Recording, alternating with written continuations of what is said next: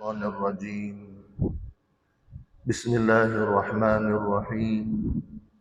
الحمد لله رب العالمين، والصلاة والسلام على أشرف الأنبياء والمرسلين وعلى آله وأصحابه أجمعين.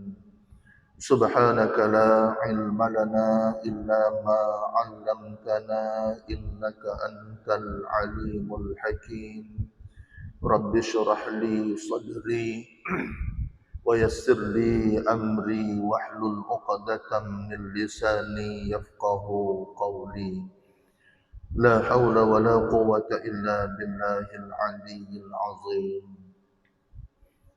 اللهم رب زدنا علما نافعا وارزقنا فهما واسعا. Ya Allah, ya Tuhan kami, tambahkanlah kami ilmu yang bermanfaat dan kurniakanlah kefahaman ke atas kami sekalian yang hadir pada subuh ini dengan kefahaman yang luas.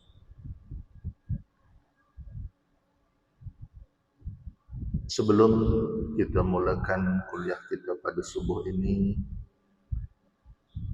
kita hadiahkan Ummul Kitab pada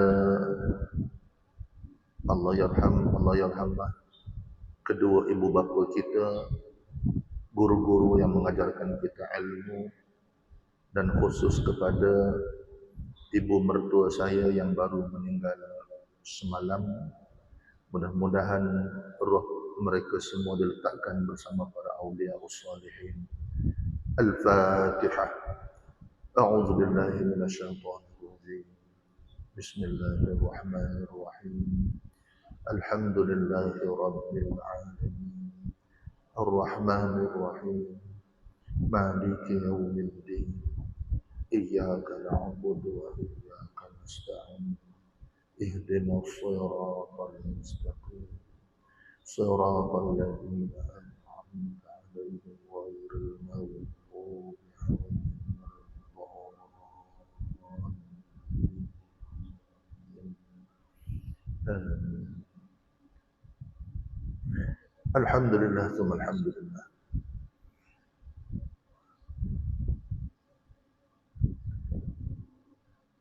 Alhamdulillahi rabbil alamin, wassalatu wassalamu ala asyrafil anbiya'i wal mursalin wa ala alihi wa sahbihi ajma'in.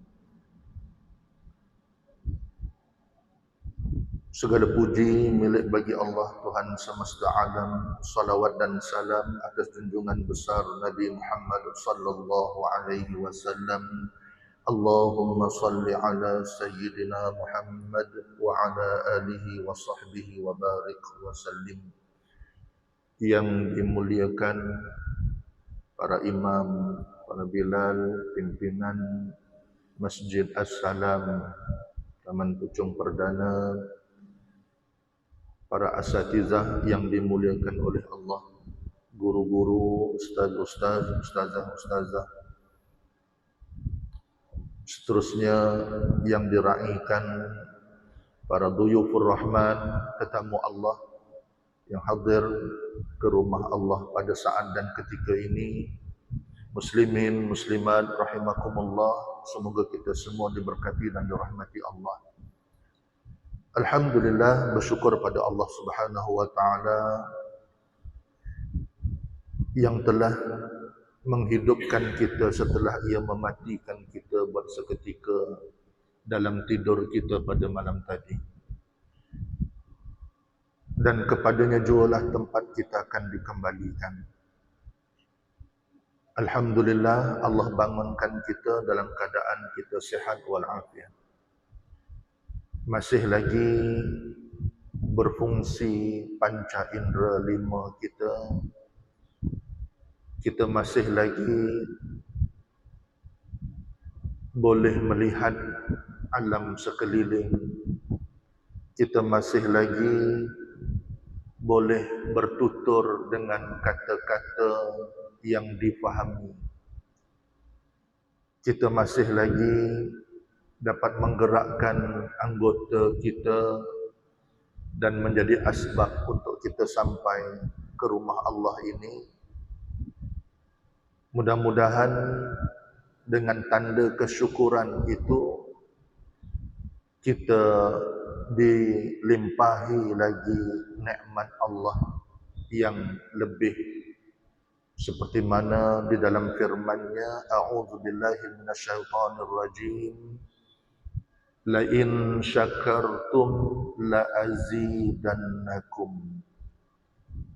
Jika sekiranya kamu mensyukuri nikmatku, kalau kamu bersyukur, la azidannakum, pasti akan aku tambahi lagi nikmat itu.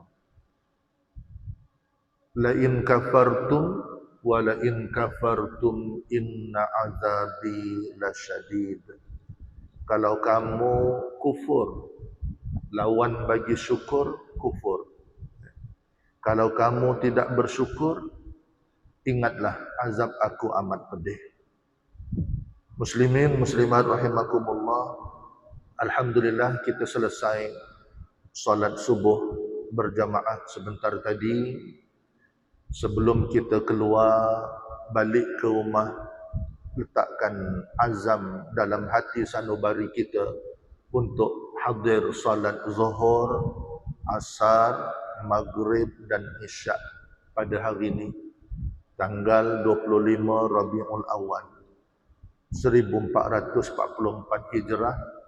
Dan itulah azam kita saban hari, kekal terus istiqamah dalam solat berjamaah dimanapun kita berada. Jangan tunggu dan tangguh lagi. Esok lusa belum kita mampu buat, belum tentu kita mampu buat lagi. Tengah ada kudrat, tengah ada nikmat masa lapang, datanglah solat berjamaah di mana juga kita berada. Mungkin lepas ni ada yang nak balik kampung, ada nak ziarah kedua ibu bapa, nak ziarah sanak saudara, hubungkan silaturahmi, nak ziarah tuan-tuan guru, nak jumpa sanak saudara dalam kenduri kahwin dan sebagainya, silakan. Tapi ingat, di mana juga kita berada, kekallah dalam kita salat berjemaah. Mudah-mudahan Allah bagi kekuatan kita untuk kita terus istiqamah dalam salat berjemaah. Alhamdulillah, kita juga dapat berzikir bersama dengan imam secara terpimpin, berdoa. Mudah-mudahan munajat kita yang dipimpin oleh imam tadi Allah akan kabulkan, dan seterusnya kita mampu duduk seketika. Alhamdulillah, tahniah dan syabas tuan-tuan, puan-puan yang saya kasihi, mampu duduk seketika walaupun tak buat apa. Ada orang bila tak buat apa ni, dia kata lebih baik tidur, dia pun balik. Tapi tuan-puan tak balik, kekal dalam solat, dalam masjid ini untuk kita bersama berkongsi ilmu, mudah-mudahan. Kalau tak pun kita bersama berkongsi pengalaman hidup. Kalau anda kata tertidur pun tak apa, tidurlah. Dapat juga kita duduk dalam majlis ilmu. Alhamdulillah wa syukrulillah. Bukan semua orang kalau duduk saja sedap lagi duduk kat kedai kopi. Duduk ngeteh sedap lagi, tak ngantuk punya. Setengah jam tak rasa langsung. Ada kedai yang dah buka dah sebelum subuh, dah tiba roti canai dah. Pun satu hal juga, sebelum subuh lagi. Takut-takut nanti terlepas subuhnya.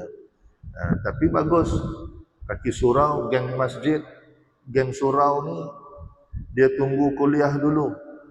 Lepas tu dia ngetih ramai-ramai. Tak apa. Saya setuju, saya sokong. Yang penting hadir kuliah dulu. Memang mana-mana tempat pun dah jadi tradisi, baik di bandar, pinggiran bandar maupun di kampung. Ya. Sehingga kan kadang-kala kedai kopi, kedai teh itu sebelah masjid. Dulu tak ada, sekarang ni ada. Sebelah masjid. Dia tahu geng-geng surau geng masjid ni mesti duduk. Tambah kalau hari cuti kan, Allahu Akbar. Itu salah satu nikmat Allah yang kita kena bersyukur. Sebab apa? Kita dapat nikmat jumpa dengan kawan-kawan. Ada setengah orang jiran sebelah 5 hari weekdays tak boleh jumpa. Sebelah rumah aja.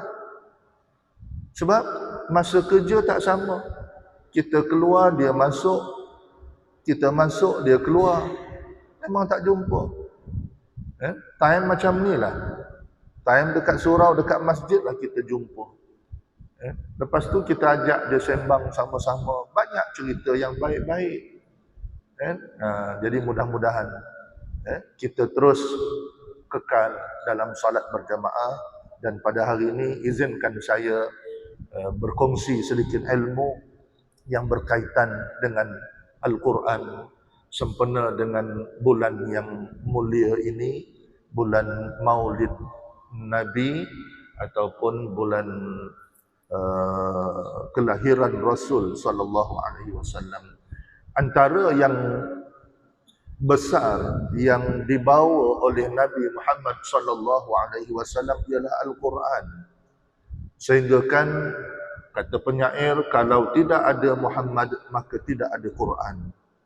Jadi kalau tidak ada Rabiul Awal maka tidak ada Ramadan. Jadi sebab apa? Sebab hebatnya Ramadan itu kerana turunnya Al-Quran. Seperti mana firman Allah, Syahrul Ramadan allazi unzila fihi Al-Quran. Kita kan duk tunggu-tunggu bulan Ramadan, bulan Ramadan. Sebab apa? Sebab hebat Ramadan ni. Kenapa hebat? Kerana diturunkan Al-Quran. Tapi cuba kalau Nabi kita tidak dilahirkan, cuba kata Nabi kita tak ada, maka Quran pun tidak diturunkan. Jadi betapa hebatnya Nabi kita sehingga Al-Quran itu diturunkan. Dan Al-Quran ini lagi hebat pada Nabi sallallahu alaihi wasallam. Sebab dia adalah anugerah daripada Allah Subhanahu wa taala kepada kekasihnya Muhammad bin Abdullah bin Abdul Muttalib bin Hashim bin Qusay bin Kilab, yang saya pernah sebut dengan akronim AHAQ. A yang pertama Abdul Muttalib, H Hashim, A yang kedua Abdul Manaf, Q Qusay, K Kilab. Muhammad bin Abdullah bin Abdul Muttalib bin Hashim bin Abdul Manaf bin Qusay bin Kilab. Muslimin muslimat rahimakumullah. Sebab itu rugilah andai ada di kalangan umat Islam hari ini yang tak tahu baca Quran. Berubahlah. Berubahlah. Lakukan sesuatu agar kita dapat membaca anugerah Allah ini. Kita dapat baca Quran walaupun merangkak tak apa. Carilah guru. Kalau ada zaman sekarang ni orang Islam yang tak reti baca Quran, satu perkara yang pelik. Medium untuk belajar Quran macam-macam ada. Secara fizikal ada, secara online ada. Banyak dah para asatizah kita. Pendek kata, kalau kata kita tak tahu cara nak belajar, bohong sangat. Jangan faktor usia jadikan alasan. Ada orang yang umur 50 baru nak mula belajar Quran dan akhirnya dia boleh baca Quran dengan usaha dia yang bersungguh-sungguh. Ada orang yang umur 60, murid saya pelbagai peringkat usia, daripada budak, remaja, orang tua, dewasa, semua ada. Dan pengalaman saya yang lepas-lepas. Bila ada usaha, siapa pun boleh. Sebab apa saya kata macam tu? Saya yakin Allah menurunkan Al-Quran untuk hamba-Nya, untuk kita semua. Mustahil Allah turunkan Al-Quran dan kita tak mampu nak baca, kita tak boleh nak baca. Mustahil. Allah lebih mengetahui. Takkan dia turunkan sesuatu yang kita tak mampu nak buat. Mesti mampu. Kata merangkak, lidah dah keras, usaha. Pasti boleh. Jangan sampai kita tak tahu. Sebab tu pesan Tuan Guru kita, Ustaz Dusuki, jangan kalian mati selagi kalian belum boleh baca Quran. Apa maksudnya? Jangan mati selagi belum pandai baca Quran. Sebab apa? Sebab Quran satu-satunya yang boleh memberi syafaat kita dalam kubur nanti. Ketika ditanya oleh malaikat mungkar nakir, semua amalan kita akan dikembalikan pada jasad kita dalam kubur. Semua boleh ditangkis oleh malaikat kecuali Al-Quran. Sebab tu pesan guru kita, jangan mati, kalau boleh tangguhlah dulu. Kalau kita ada kuasa, maksudnya kita belajar dulu Quran betul-betul. Belajar dulu Quran betul-betul. Supaya jadi bekalan kita. Mana ada amal ibadat yang kita buat, Allah gandakan setiap huruf yang kita sebut, yang kita baca. Setiap satu huruf 10 kali ganda. 10 kebaikan. 1 nisbah 10. Mana ada? Dengan membaca Al-Quran. Dan saya nak pesan tambah satu lagi. Berdikit-dikitlah menghafaz mana-mana ayat Al-Quran yang tuan-puan bisa untuk menghafaz. Kan kadang-kadang bila kita baca Al-Quran muka surat demi muka surat, kita akan jumpa ayat yang mudah kita baca. Antaranya doa-doa yang familiar. Doa-doa yang ada dalam Quran yang biasa kita dengar, tapi kita tak hafal. Berdikit-dikitlah menghafalnya. Saya bimbang. Sebab in case Allah uji kita, bangun pagi tak nampak apa. Ada murid saya yang Allah uji dengan masalah penglihatan. Menangis dia jumpa saya. Saya tak boleh lagi Ustaz baca Quran. Daripada Quran yang biasa tu, tukar Quran yang besar, saiz A3. Mula-mula boleh baca lagi, lama-lama jadi kabur. Faktor usia. Dah pakai A3 tu, pakai spek mata, buat spek mata. Dia usaha belajar berpuluh tahun. Tak kurang 20 tahun dia belajar dengan saya. Tak kurang 20 tahun belajar baca Quran. Dah khatam ulang kali ketiga dia baca sampai masa Allah uji dia. Tukar saiz A3, orang lain semua saiz normal. Dia seorang saiz A3. Tak boleh nampak, masalah spek mata. Jumpa doktor, doktor kata mata dah tak berapa okey. Tukar spek mata, buat. Lama-lama sikit, spek mata pun dah tak ada function dah. Tambah kanta lagi. Orang yang usaha nak belajar, dia nak juga hadir kelas. Pakai spek mata, pakai Quran saiz A3, pakai kanta lagi, suluh. Tengok. Allah. Dan akhirnya tak boleh, semua tak boleh. Apa lagi kita nak baca andai kata kita tak boleh nampak huruf-huruf Al-Quran? Tak boleh nak baca, tak boleh nak nampak dah. Sebab tu saya kata ayat yang kita hafal tu, Bacalah. Satu hari nanti dunia akan jadi gelap gelita. Matahari tak terbit selama 3 hari 3 malam. Semua orang jadi kucar kacir, kelang kabut. Elektrik ada ustaz, elektrik pun tak berfungsi. Tenaga elektrik pun tak ada fungsi. Masa tu kita orang yang beriman, yang sepatutnya mesti ketenangan tu ada dalam diri kita. Sebab kita tahu, masa itulah saya kata banyakkan baca Al-Quran. Gelap macam mana nak baca? Apa yang kita hafal, itulah yang kita baca. InsyaAllah nanti satu masa kita petik doa-doa daripada Al-Quran dan kita cuba hafal. Dan saya yakin moto saya, sebelum tuan-puan keluar daripada masjid, tuan-puan boleh hafal doa yang saya petik daripada Al-Quran.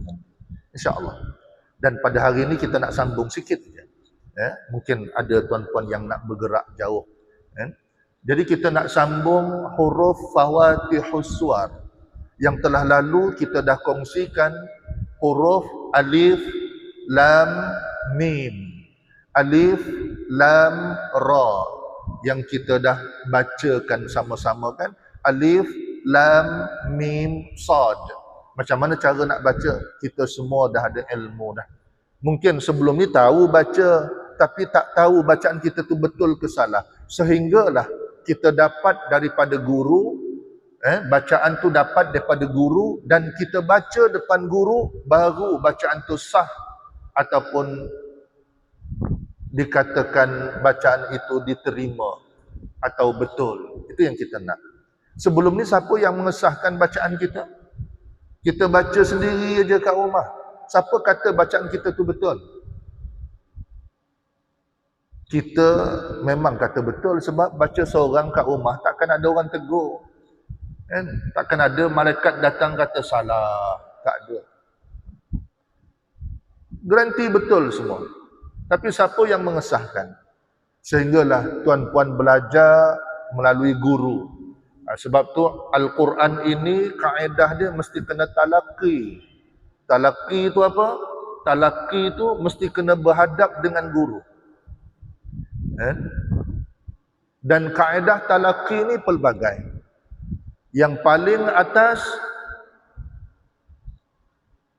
mesti guru baca, murid dengar, dan murid baca, guru dengar. Itu paling tinggi. Saya ulang sekali lagi ya. Talaqi ini bertemu dengan guru. Tuan-puan boleh bertemu dengan guru secara online, boleh secara fizikal, boleh. Kalau dibagi pilihan antara dua, nak online ke nak fizikal? Kalau boleh secara fizikal. Kalau dah tak boleh, pindah pada online. Tuan-puan semua ada pengalaman ngaji secara online kan? Apa rasa kita kalau kita tak jumpa dengan guru? Tambah kalau kita mengaji Quran. Saya dulu masa PKP 2 tahun juga. Surau masjid buat online dalam FB Live. Alhamdulillah ramai juga murid saya yang ikut. Untungnya online ni di mana juga kita berada, asal ada rangkaian internet kita boleh. Kadang-kadang tak sempat sampai kat rumah, dalam kereta pun jadi. Murid kita dekat rumah, ada yang dekat hospital, dia buka juga medium online nak mengaji dekat hospital. Hospital mana? Hospital Elizabeth dekat Singapura. Kebetulan dia masuk situ, dia mengaji online juga. Itu kelebihannya. Dekat hospital pun boleh mengaji. Tapi bila dah ada peluang mengaji secara fizikal ni, secara bertemu dengan guru, ambil kesempatan. Baik, hari ini kita nak sambung satu surah yang paling susah. Satu surah yang paling susah dan dia ada banyak huruf. Masih lagi berkaitan dengan huruf Fawatihus Suwar. Pembukaan surah terdiri daripada huruf-huruf hijaiyah. Jadi nak kena ada ilmu juga. Kalau tak, kita tak boleh baca punya.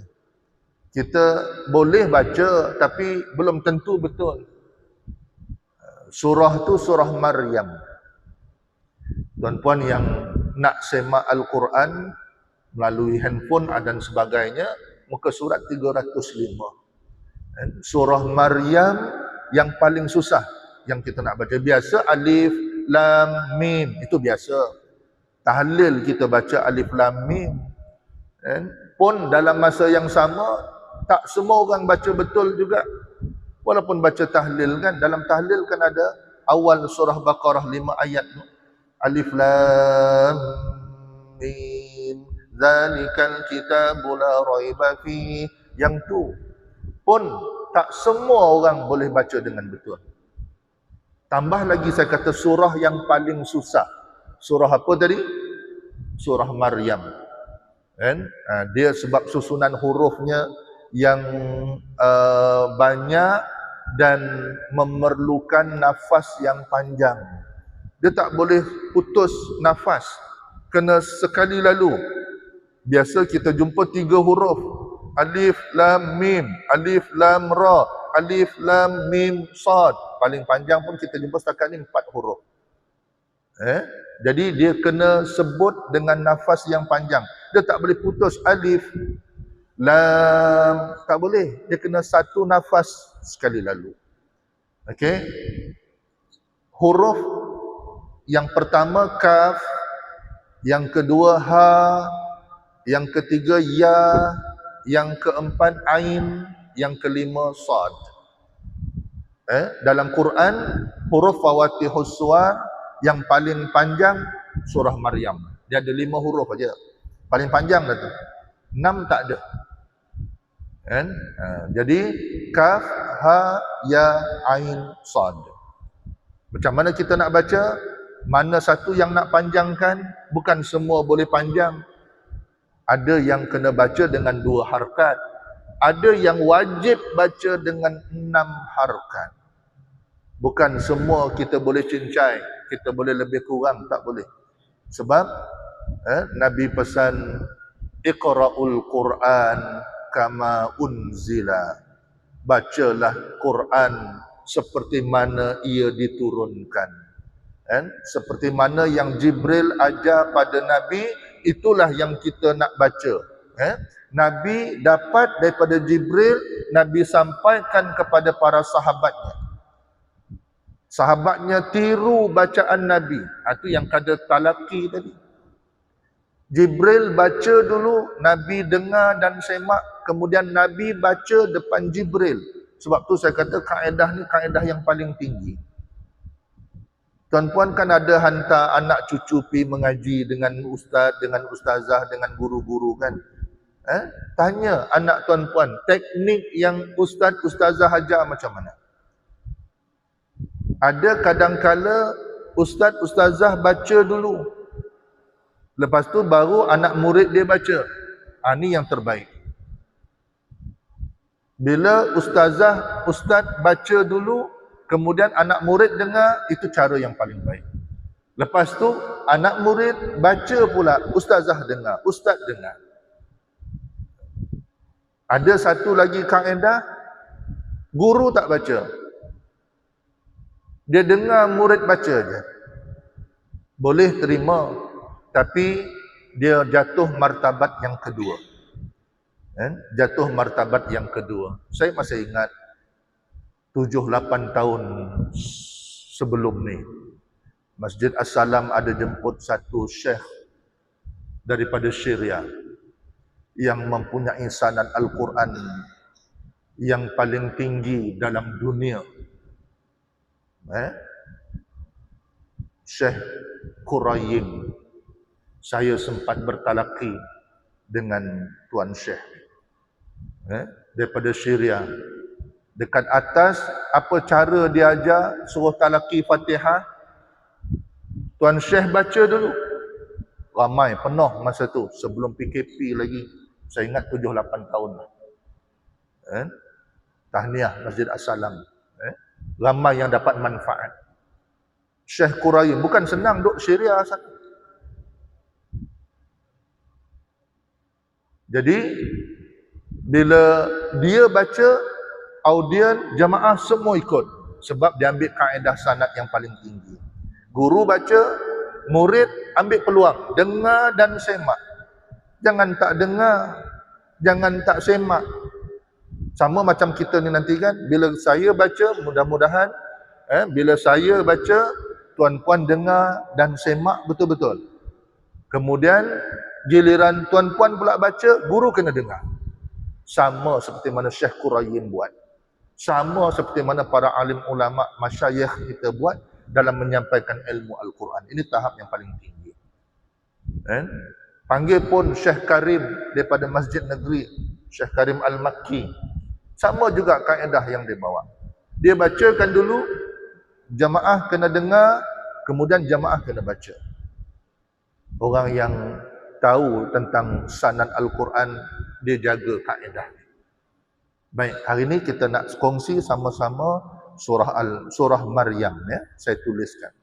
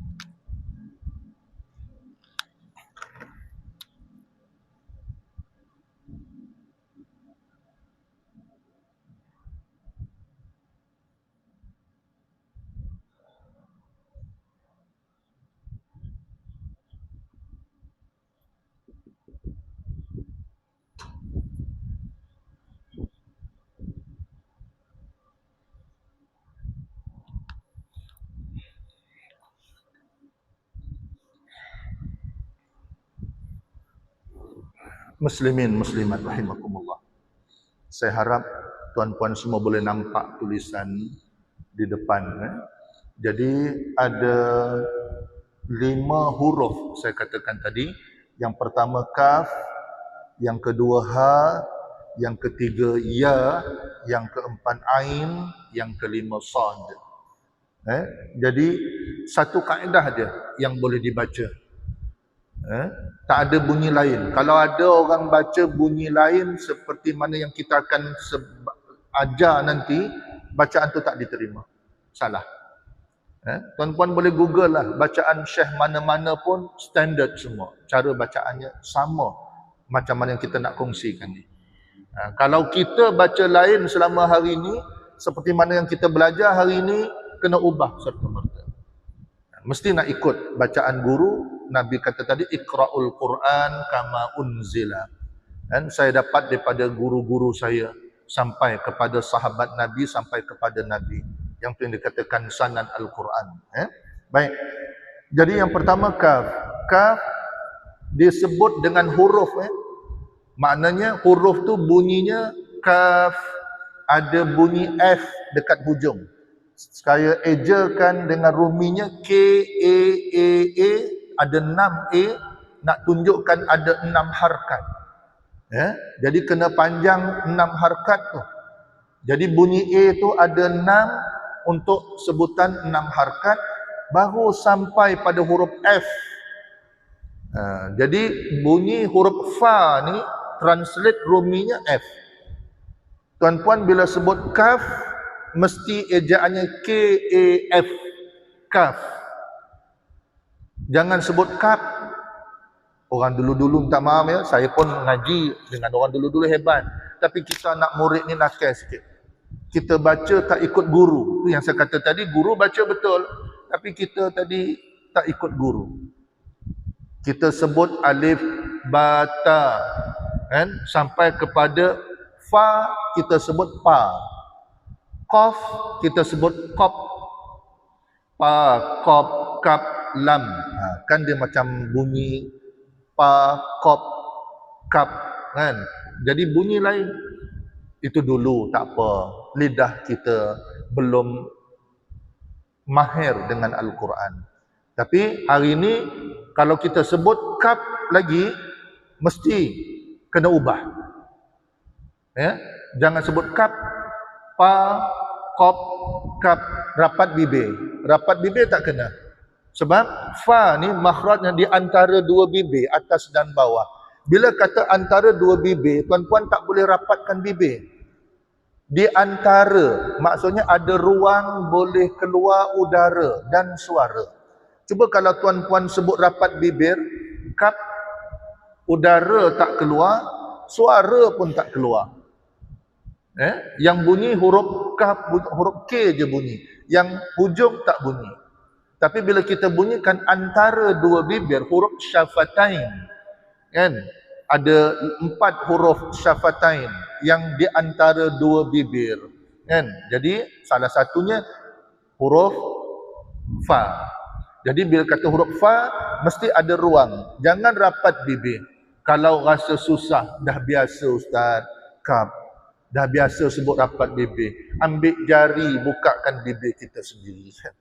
Kalau dah melekat aja, tak boleh nak sebut, kan? Jadi yang betulnya kaf, kaf, lepas tu kita panjangkan 6 harakat. Baik. Kemudian huruf yang kedua, ha dan ya, huruf yang ketiga. Yang ada tanda pedang 3 huruf. Yang ada tanda panjang 3 huruf. 2 tak ada. Nanti insya-Allah kita belajar yang 2 huruf yang tak ada tanda. Dalam Quran, huruf fawatihus suwar ada yang tak ada tanda tu. Jangan kita letak tanda. Ini salah ni, tak ada tanda pula ni. Kita bubuh tanda. Salah. Tak boleh. Jadi kita tahu, bila kaedah yang tak ada tanda tu, bacaan tu 2 harakat. Tak boleh lebih, tak boleh kurang. Ya, bila ada tanda, 6. Okey lah. Bila yang tak ada tanda, 2 je. Baik. Ha, ya. Ain ada tanda. Ain ni selalu orang baca salah. Kaf, ha, ya, a, so. Mula-mula betul. Sampai ain dia baca a. Bukan a. Ain. Dia kena baca dengan bunyi huruf. Bukan bunyi baris. Ain. Sad. Kena bunyikan huruf. Huruf apa? Huruf ain. Kan kita belajar alif bata kan? Ni huruf apa? Huruf ain. Ada juga yang kata huruf in. In. In bukan. Ain. Bukan in. Ya? Ain, ghain. Bukan ghin.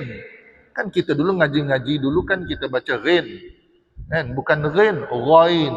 Dia bunyi ghain. Ain, ghain. Baru betul. Sebab ejaannya ain ya nun. Kemudian sad. Ni yang mudah sikit lah.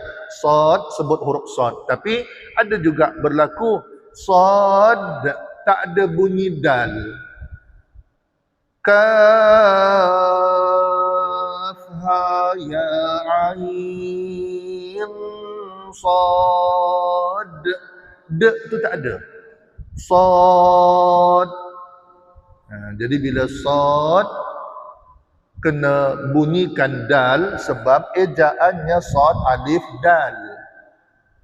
Tuan-puan jangan tengok huruf dalam Quran, tak ada dal, kenapa nak bunyikan dal? Ini yang kena pecahkan masalah tu. Kan? Jadi kita tengok satu-satu huruf ya. Kaf ada tanda pedang di atas huruf alif. Kemudian ain ada tanda pedang di atas huruf ya. Sad ada tanda pedang di atas huruf alif. Baik, saya minta tuan-puan sebagai penutup ni dengar bacaan saya, semak, tengok tulisan. Betul ke salah? Kalau kita baca selama hari ini. Kan? Jadi kalau boleh kira dengan jari, yang 6 harkat ada 3 huruf. Kaf, cukup 6, sampaikan pada huruf fa, bunyikan. Ain macam mana? Ain, baru kena pada huruf nun. Lidah kita tadi ain, tambah dengung lagi. Nanti kita terangkan sebab apa dengung pula. Jadi nun jumpa dengan sad tu kena dengung. Ain sad, kira 6 juga. Sad, baru kena pada dal. Nampak senang aja kan?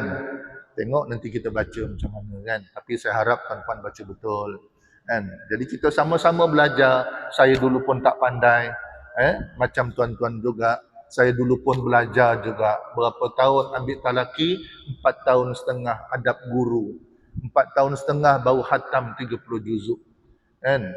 Jadi bukan ambil hafaz, ambil talaki aja. Allahu Akbar.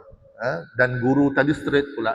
Tak ikut kelas, miss sekali, 2 kali, nama dia padam. Kami guru-guru di Subang Jaya ketika itu, tahun 90-an. Guru-guru, saya wakil daripada guru sekolah menengah, yang guru-guru lain daripada sekolah rendah, 80 orang guru. Yang dapat ijazah sanad Al-Quran 12 orang sahaja.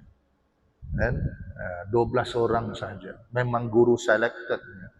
Pergi haji, pergi umrah, berapa bulan? Pergi haji 4 bulan.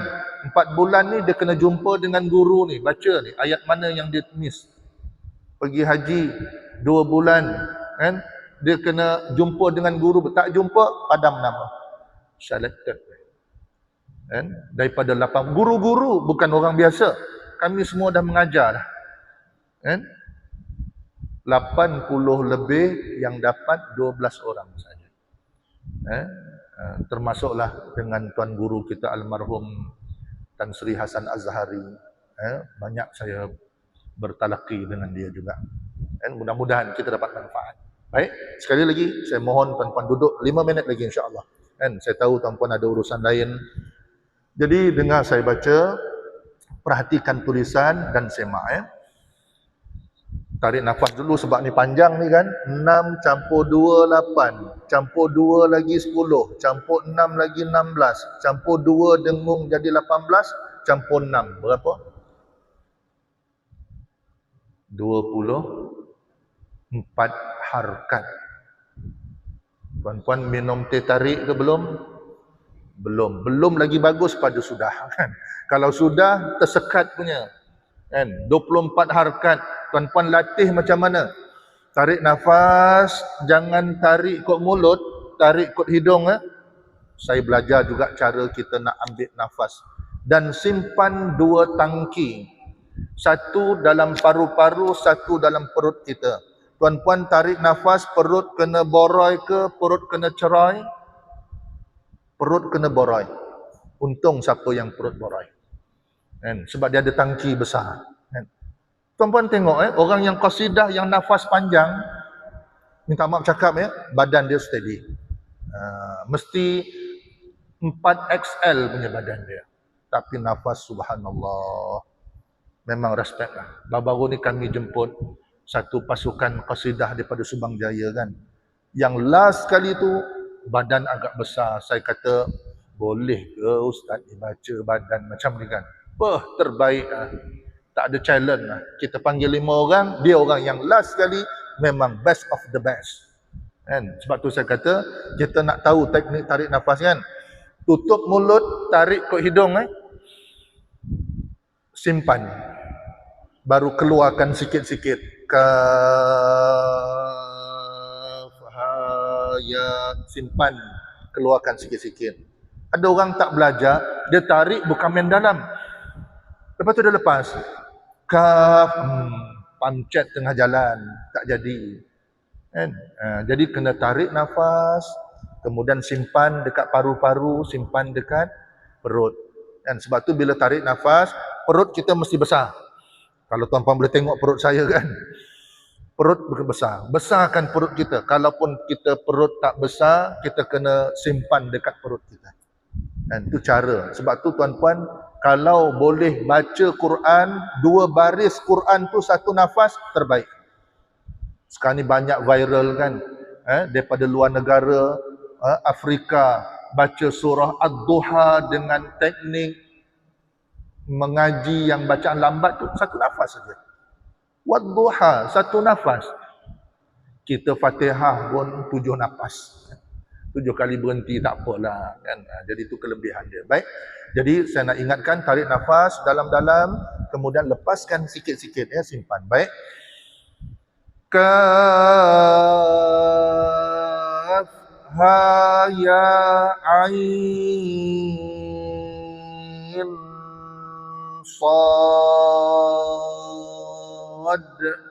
Saya ulang sekali lagi. Kaf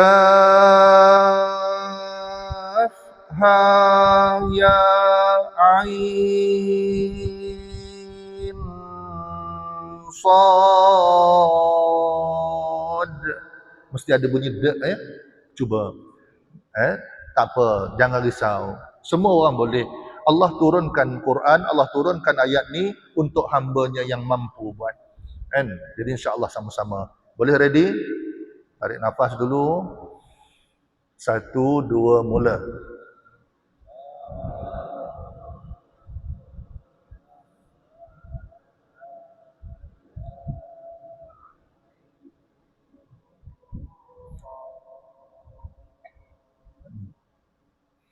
Macam rasa-rasa boleh terima ke tidak?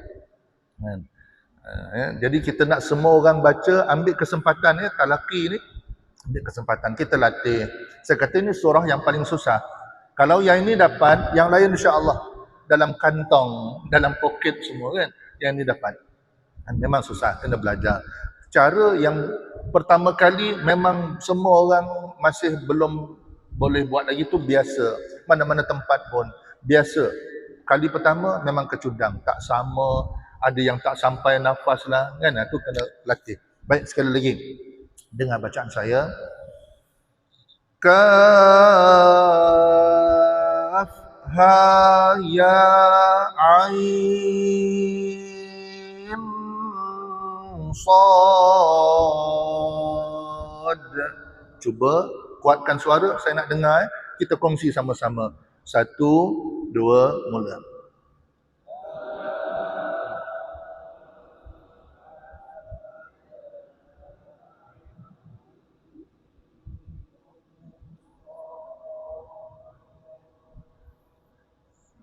Alhamdulillah, lebih baik pada yang pertama tadi. Tak apa, ada peningkatan. Tapi saya dengar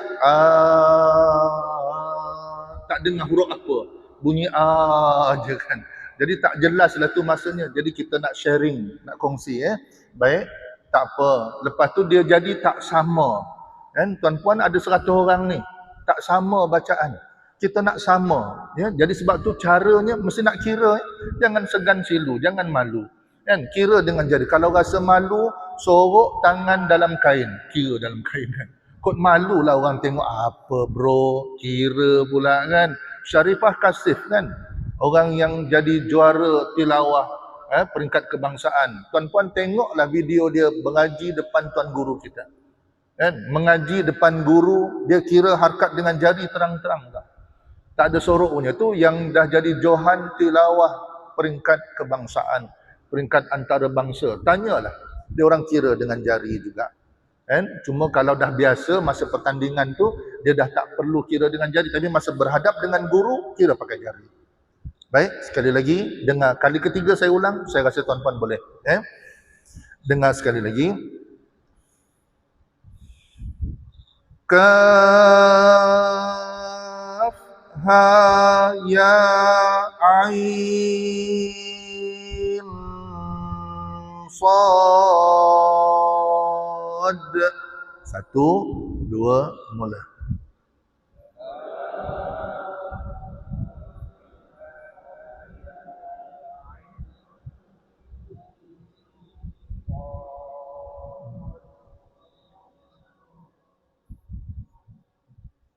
Ada yang dulu habis, ada yang kemudian habis kan.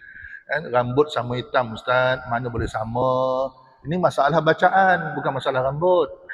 Jadi kita cuba lagi sekali. Penutup, minta maaf ya. Saya tahu kita semua ada urusan selepas ni. Jadi saya selagi tak puas hati, minta maaf cakap lah. Selagi tak betul, saya tak lepaskan murid-murid saya. Kan? Jadi kita nak baca bagi betul, kata Jawa marem. Kan? Marem ni hati lapang tau. Jadi andai kata tuan-puan ajar pada murid tuan-puan pun, saya reda ajar benda yang betul. Kan? Baik. Jadi tak ada cara lain, kiralah untuk kita dapatkan harkat yang betul dan tepat. Dan jelaskan, ini penting. Sebab tu kalau kita dengar bacaan imam ni, dia mesti jelas. Bismillahirrahmanirrahim. Satu-satu. Alhamdulillahi Rabbil Alamin. Satu-satu disebut. Kaf, ha, ya. Satu-satu kan. Bukan kaf, ha, ya. Tak pasti, tak jelas. Itu kita tak nak. Kaf, ha, ya, ain, sad. Cuba lagi sekali. Satu, tarik nafas ya. Satu, dua, tiga.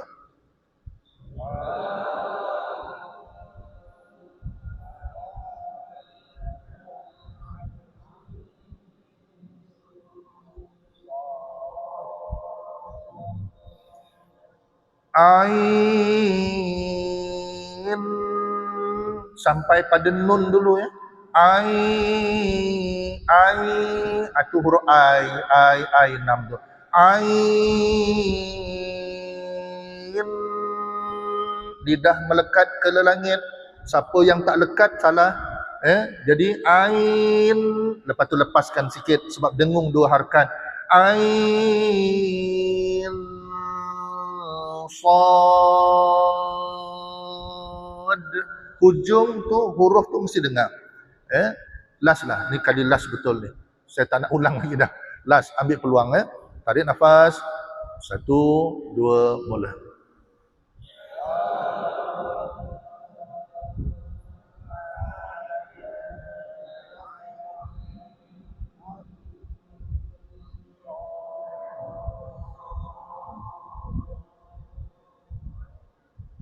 Alhamdulillah. Tak nak suruh ulang lagi, takut jadi salah lagi nanti kan. Okey, tak apa, kita belajar sama-sama kan. Jadi yang penting gambaran bacaan tu dapat dah kan, insya-Allah. Kena latih tuan-tuan. Lepas ni nak tahan nafas, tuan-tuan kira sendiri atas motor.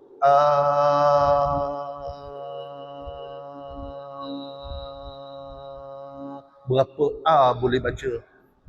Berapa A boleh baca? Ada yang sampai 20, 24. Yang ni 24 ni kalau kita himpunkan semua 24 harkat, satu nafas. Jadi cuba latih. Jangan putus, jangan tarik nafas. Kita nak tahu lah nafas kita setakat mana. Wallahu a'lamu bissawab. Cukup sekadar ini. Terima kasih atas perhatian dan atas perkongsian tuan-puan, bacaan tuan-puan. Semoga bertemu lagi pada masa akan datang. Ampun maaf atas segala kesilapan dan kekasaran. Terima kasih atas segala perhatian. Aqulu qawli hadza wa astaghfirullahal azim li wa lakum. Assalamualaikum warahmatullahi wabarakatuh. A'udzu billahi minasyaitonir rajim. Bismillahirrahmanirrahim. Alhamdulillahi rabbil alamin. والصلاة والسلام على أشرف الأنبياء والمرسلين وعلى آله وأصحابه أجمعين. اللهم اهدنا بهداية القرآن وشرفنا بشرافة القرآن وأكرمنا بكرامة القرآن وألبسنا بخلعة القرآن وارفع درجاتنا بتلاوة القرآن وأدخلنا الجنة بشفاعة القرآن يا ذا الفضل والإحسان. وصلى الله على سيدنا محمد وعلى آله وصحبه وبارك وسلم والحمد لله رب العالمين. تقبل الله منا ومنكم تقبل يا كريم.